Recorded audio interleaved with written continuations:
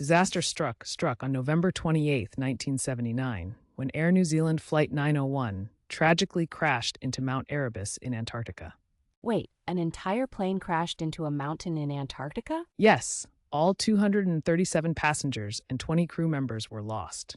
They were on a sightseeing flight over the continent, but a series of critical miscommunications led to this calamity. It's a shocking example of how navigational errors can have catastrophic consequences, particularly in such an unforgiving environment. So what exactly went wrong? The flight was designed as a breathtaking experience, with passengers viewing glaciers and ice formations from the air, guided by an experienced Antarctic tour guide. That sounds incredible, but how did they end up on a collision course? Well, Air New Zealand had been running these flights since 1977, and they used McDonnell Douglas DC-1030 trijets. Flight 901 was captained by Jim Collins, who had extensive flying hours. But even with experienced pilots, they still crashed? Exactly. While they were seasoned aviators, the circumstances surrounding their flight would lead to a tragic oversight.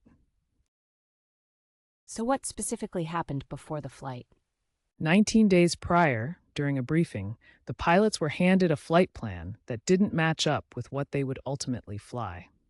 There was a crucial change made to the coordinates that the crew was completely unaware of. That's right. The navigation department altered the waypoint coordinates without informing the flight crew, and those changes led them directly toward Mount Erebus. How could that happen? Was there no oversight? It's all about communication, or the lack thereof.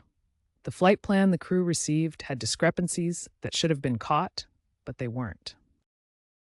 So they took off without realizing anything was amiss?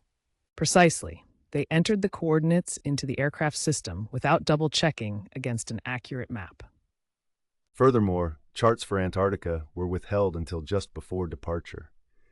This lack of vital information set them on a path toward disaster. That's terrifying.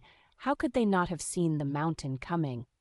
While approaching, the pilots encountered a sector whiteout, a phenomenon where the terrain blends seamlessly with the sky, obscuring the view.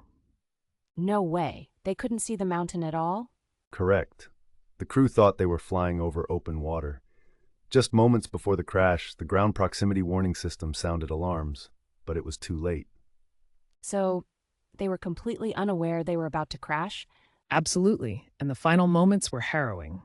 Just as they realized the impending danger, they attempted a last-minute escape maneuver, but they couldn't outrun fate. My goodness, what about the victims? What do we know about them? All 257 lives were lost. It was a diverse group, with passengers from various countries. It was a tragedy that shook the nation, affecting not just families, but also Air New Zealand as an institution. Were there any lessons learned from this disaster? Definitely. After the crash, significant changes took place regarding airline regulations and flight preparations. But the question lingers, could this have been prevented? If anyone has more insights or facts about this incident, please let everyone know in the comments. Absolutely. This topic can spark a lot of discussion. The complexities of aviation safety are always evolving. And the future chapters might uncover even more unforeseen factors surrounding this disaster. Stay tuned.